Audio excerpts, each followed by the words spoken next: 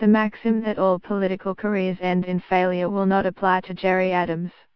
He has managed his departure in such a way as to avert any demand from the party that he go. No one in Sinn Féin was thought likely to step forward as a challenger. This is not a party that caters for the dissenting voice. One of the embarrassments of recent times has been the number of councillors resigning and claiming that they have been bullied by the party hierarchy. As for Adams himself, he was seen as having stayed on too long and lost his focus on his brief. His performance on economic issues during the last general election in the Republic was sloppy. The prospects of the party governing in coalition were undermined by his leadership, with potential partners fearful of yet another scandal emerging. He was being muttered against. But it says much that none of those muttering had the courage to break cover and present a challenge to him. Adams's achievement may be to have shaped Sinn Féin in his image so firmly that his departure will make no difference. So all sides understood it was time for Adams to go. But this had to be managed in such a way that the party could be assured he really was stepping down without it appearing to turn against him. Adams has been stepping back in recent months.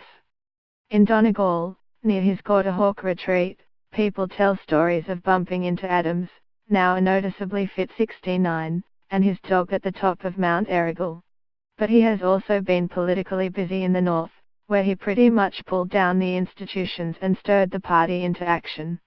Ostensibly, it was the decision of Martin McGuinness, in the last weeks of his life, to crash devolution by resigning and forcing an election. Weeks before this, the satirists were calling him Marlene, a fusion of Martin and Arlene Foster, an indication of how solid the relationship between Sinn Féin and the DUP then seemed. But Foster refused McGuinness' demand that she step aside to allow an investigation into her management of a renewable heating subsidy scheme that was run without cost controls. When Adams came north in the midst of all that to embolden the party, the issue suddenly became much deeper and wider.